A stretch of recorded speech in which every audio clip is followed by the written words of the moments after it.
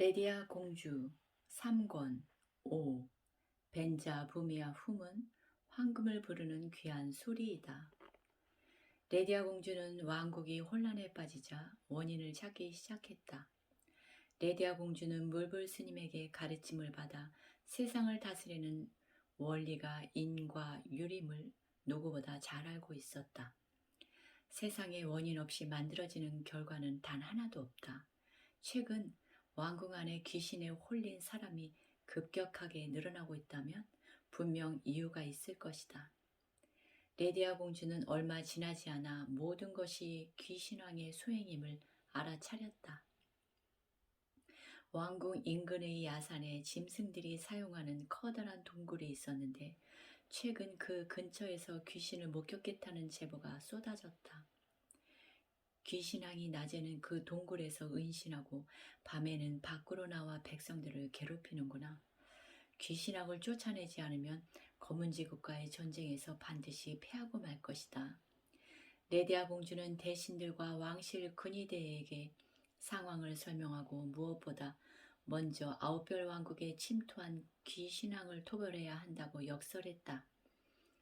하지만 공포에 질린 대신들과 왕실 근위대원들은 누구 하나 선뜻 나서지 않았다. 용맹하기 짝이 없는 왕의 호위무사들조차 어둠 속에서 형체도 없이 나타나는 귀신은 두려웠던 것이다. 오직 책갈피 왕자만이 앞으로 나서며 레디아 공주와 동맹하겠다고 말했다. 책갈피 왕자 역시 귀신이 무섭기는 매한가지였지만 차마 레디아 공주를 귀신이 득실거리는 어두운 동굴 속으로 혼자 보낼 수가 없었다.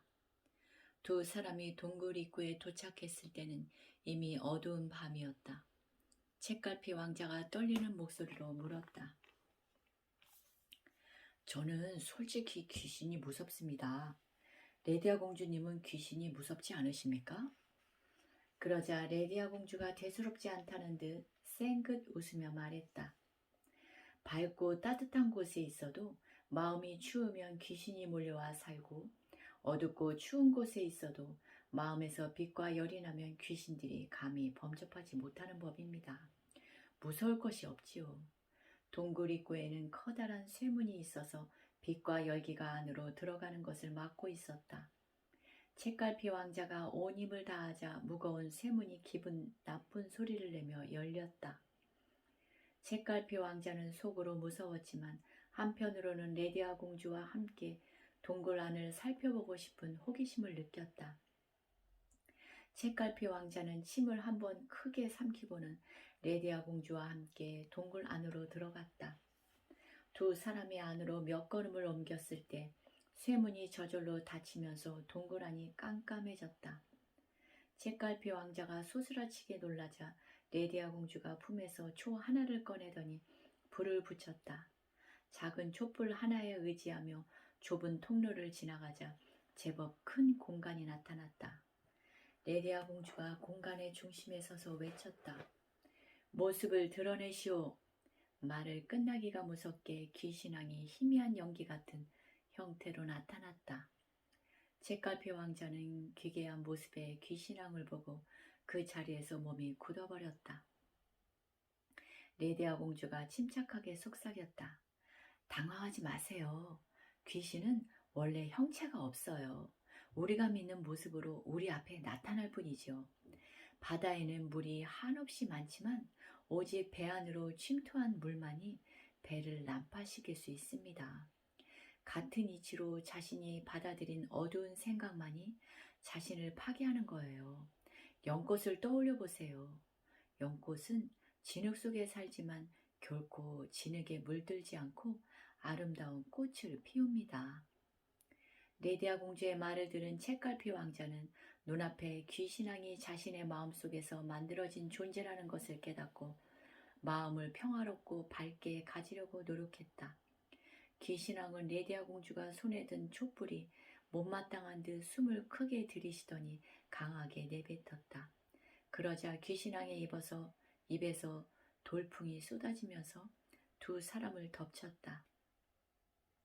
레디아 공주는 촛불을 든 채로 돌풍에 맞서 조용히 주문을 외웠다. 어두울 때 더 빛나라. 바람 불 때 더욱 타올라라. 벤자 부미야 훔. 책갈피 왕자는 강한 바람 때문에 손바닥으로 얼굴을 가리고 가늘게 뜬 눈으로 상황을 살펴보았다. 레디아 공주가 손에 든 촛불은 바람에 이리저리 휘날리며 꺼질 듯 위태로워 보였다.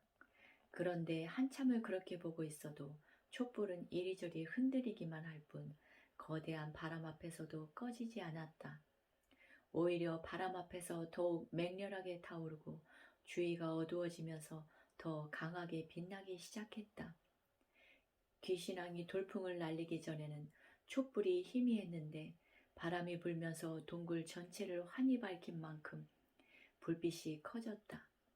벤자 부미야 훔은 황금을 부르는 귀한 소리이다. 빛의 소리를 먹은 촛불은 아무리 바람이 불어도 점점 커질 뿐 꺼지는 법이 없었다. 한참 동안 바람을 날리던 귀신왕이 잠시 숨을 고르기 위해 돌풍을 내뿜는 행동을 멈췄다. 어린 여자아이가 어디서 몇 가지 재주를 익힌 모양이구나. 하지만 나는 귀신들의 왕이다. 즉, 내가 세상에서 가장 강한 귀신이란 뜻이지. 이것도 막을 수 있겠느냐? 귀신왕이 주문을 외우자 몸이 점점 커지더니 거대한 괴물로 변했다. 거대한 괴물로 변한 귀신왕이 레디아 공주를 공격하기 위해 커다란 입을 벌린 채 날아왔다. 책갈피 왕자는 허리에 찬 칼을 빼들고 레디아 공주의 앞을 막아서며 괴물과 맞서려 했다. 무서웠지만 레디아 공주를 지키고 싶다는 마음이 더 강했기 때문에 자기도 모르게 괴물과 싸우려는 커다란 용기가 순간적으로 솟아나왔다. 이때였다. 칼자루를 단단히 쥐고 죽을 각오로 싸울 작정을 하고 있던 책갈피 왕자의 몸이 점점 커지기 시작했다. 책갈피 왕자의 모습도 덩치가 커지면서 점점 변했는데 상의는 벗은 채로 온몸이 근육으로 덮이고 호피로 만든 옷을 허리에 둘렀다. 얼굴은 사납고 용맹스러워 보였고 머리카락을 위로 묶어 상투를 틀었다. 상투 뒤로는 둥근 모양의 빛나는 두광이 따라다녔다.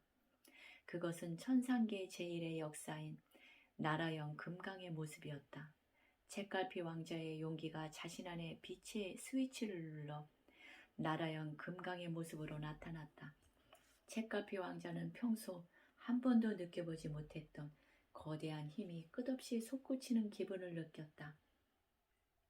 이는 당연한 일이었는데 나라형 금강은 코끼리의 100만 배나 되는 힘을 가진 하늘나라의 무장이었다. 나라형 금강으로 변한 책갈피 왕자가 괴물로 변한 귀신왕을 막아섰다. 귀신왕이 날개를 이용해서 이리저리 날아다니며 레디아 공주를 공격하려 했지만 그때마다 나라형 금강의 억센 손에 잡혀 바닥에 내팽개쳐지기 일쑤였다. 귀신왕인 괴물의 입에서 거센 화염을 뿜으면 책갈피 왕자가 나라형 금강의 힘을 이용해서 불꽃을 다 입으로 마셔버렸기 때문에 아무 소용이 없었다. 거대한 괴물이 거친 숨을 몰아쉬었다. 귀신왕이 만든 괴물보다 책갈피 왕자가 만든 나라형 금강의 힘이 더 센 것이 분명했다.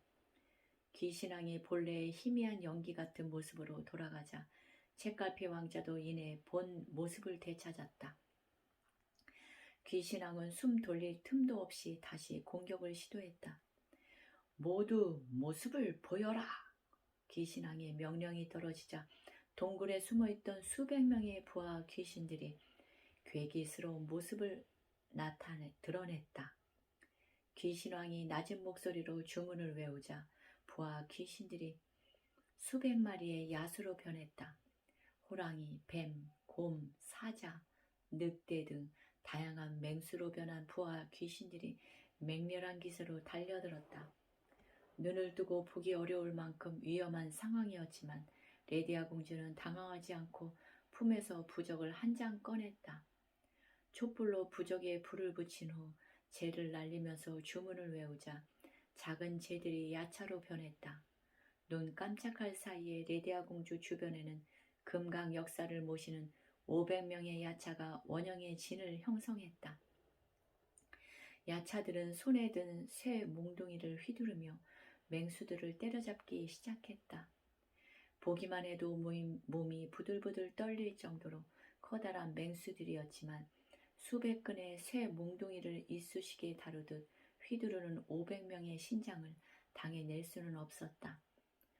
귀신왕의 부하들이 변한 수백 마리의 맹수들은 이윽고 뒤로 물러나고 말았다. 귀신왕이 부하들에게 사라지라고 명령한 뒤 레디아 공주를 꿰뚫어 보면서 물었다. 도대체 어떤 도수를 익혔길래 금강 역사도 부리고 500명의 야차도 다룬단 말이냐? 레디아 공주가 귀신왕의 눈을 따뜻한 눈빛으로 바라보며 대답했다. 저는 그저 빛날 뿐입니다. 당신이 더 어두워지면 저는 더 밝아집니다. 그래서 당신은 나를 이길 수 없는 것입니다. 저는 빛이 있을 때는 빛을 먹고 빛이 사라지고 어둠이 찾아오면 어둠을 이용해서 더욱 빛납니다. 이것이 모든 것을 이겨내고 행복해지는 우주의 법입니다. 귀신왕은 자신의 힘으로는 레디아 공주를 이길 수 없음을 깨닫고 체념한 표정으로 더 싸늘해졌다. 너는 정녕 내가 무섭지 않단 말이냐? 사람들은 우리 같은 귀신들을 만나면 악몽을 꾸거나 귀신이 보이는 병을 얻어 시름시름 앓다가 죽는다.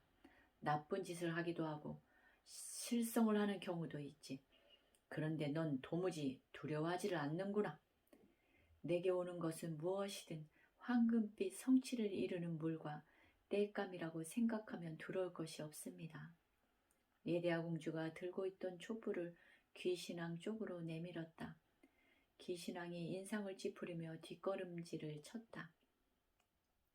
자신을 속이지 마세요. 귀신의 왕이여, 어둡고 차갑고 축축한 곳을 좋아하는 척하지만 당신도 실은 빛을 보면 환희를 느끼죠? 누구나 어느 경계나 결국 새로움에 대한 갈망을 가지고 황금 해탈할 기회를 기다리고 있으니까요. 귀신왕의 얼굴에 경련이 일어났다. 레디아 공주에게 자신도 모르던 속마음을 들켜버린 탓이었다. 귀신왕은 촛불을 보면서 환희를 느꼈다. 당신들은 어두운 것을 좋아하는 것이 아닙니다. 빛을 기다리고 있었던 것뿐이죠. 1000년 동안 입구가 막혔던 어두운 동굴도 입구를 열어 빛이 들어오게 하면 순식간에 밝아집니다. 1000년 동안 어두웠다고 해서 밝아지는데 1000년이 걸리는 것은 결코 아닙니다. 여러분은 다만 빛을 만나는 인연이 아직 닿지 않았을 뿐입니다. 귀신왕이 두려움에 떠는 목소리로 물었다. 하지만 빛을 따르다가 녹아버리거나 타버리면 어떡하지? 우리는 오랫동안 어둠 속에서 살아왔는데? 그렇기 때문에 오히려 가장 빛날 수 있습니다. 부처님의 제자인 500명의 나한도 부처님을 만나기 전에는 도적이었습니다. 어두웠던 과거가 있었기 때문에 그들은 부처님의 가르침을 더욱 소중하게 받아들일 수 있었습니다. 레디아 공주가 형체 없이 연기처럼 이리저리 떠도는 귀신왕의 손을 잡아주었다. 두려워하지 마세요. 우주의 진리는 넓고 깊어서 모든 것을 받아들일 수 있습니다.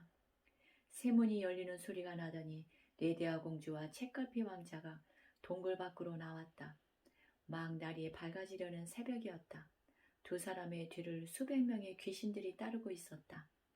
레디아 공주가 뒤로 돌아 귀신왕과 눈을 맞췄다. 밤하늘의 북두 칠성을 보세요. 밤이 어둡기 때문에 우리는 별의 존재를 알 수 있는 겁니다. 태양이 빛나는 낮에는 별이 보이지 않아요. 어두울수록 더욱 빛나면 됩니다. 용기를 낸 귀신왕이 동굴 밖으로 나왔다. 수백 명의 귀신들이 자신들의 왕을 따랐다. 은은하게 세상을 비추는 별빛과 달빛을 황홀한 듯 바라보던 귀신왕이 이윽고 레디아 공주에게 감사의 뜻으로 목례를 한 뒤 서서히 북두 칠성을 향해 하늘 높이 올라가기 시작했다. 그 뒤로 수백 명의 부하 귀신들이 귀신왕을 따라갔다. 레디아 공주는 가장 빛나는 별을 향해 높이 올라가는 귀신들을 합장하며 배웅했다. 귀신 왕이시여 황금 해탈하소서. 벤자 부미야 흠. 감사합니다.